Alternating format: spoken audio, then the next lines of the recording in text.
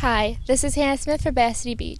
I'm right here at Lake St. Clair Metropark for the ribbon cutting of the new boardwalk as part of the coastal marshland restoration. You've heard quite often that Lake St. Clair is the heart of the Great Lakes.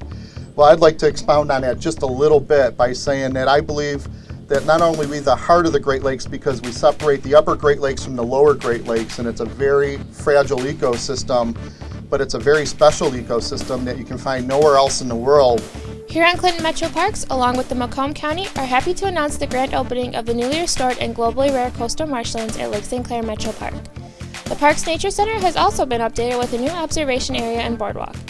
This project has restored up to 10% of the EPA's action plan goals in an area that is one of the largest remaining coastal marshlands along Lake St. Clair. This particular wetland area, which has been degraded over time, now has an improved process and the native plant and wildlife species are being restored. This project was funded by the Great Lakes Restoration Initiative, and we had four major components to it. The first one was to restore the hydrology back to as close to a pre-settlement condition as we possibly could. The second one was to increase the habitat diversity for the rare and imperiled fauna that live within the park. And then we were also trying to build on the invasive species removal efforts already taken by the HCMA Metroparks folks. And then finally, our fourth component was to educate the public on the benefits of wetlands and the more recent invasive species issues that have affected the Great Lakes, as well as educate the public on the importance of Great Lakes marsh ecosystems themselves. There's three new structures that are called weirs, and they're to control the water levels. So if water level starts going down, we can close this up and keep water in that part of the marsh. It allows us an opportunity to do that so we can keep water in certain areas.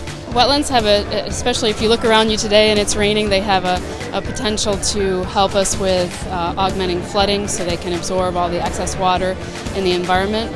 And they also help filter out all the contaminants in the area. And as we know, Lake St. Clair has some issues like that need help.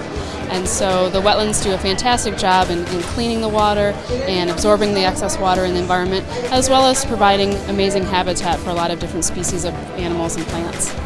The Watershed Council and Wayne State and Oakland universities perform pre-restoration monitoring of vegetation, birds, reptiles and amphibians, macroinvertebrates, and water quality in the marsh. With the project nearing completion, the agencies will continue to monitor the marsh to determine the success of the restoration. Well, I'm hoping you'll see them already. In fact, the Metroparks staff has already said that they've seen a return of various wildlife to the park that they haven't seen in years. The park used to be known as a haven for the moorhen, which is a bird species, and we've already seen them back in the park. And we're hoping that that's just the start of many good things to come.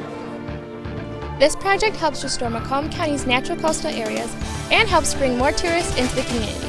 Be sure to come on down and experience the new boardwalk for yourself. For Bassity Beat, I'm Hannah Smith.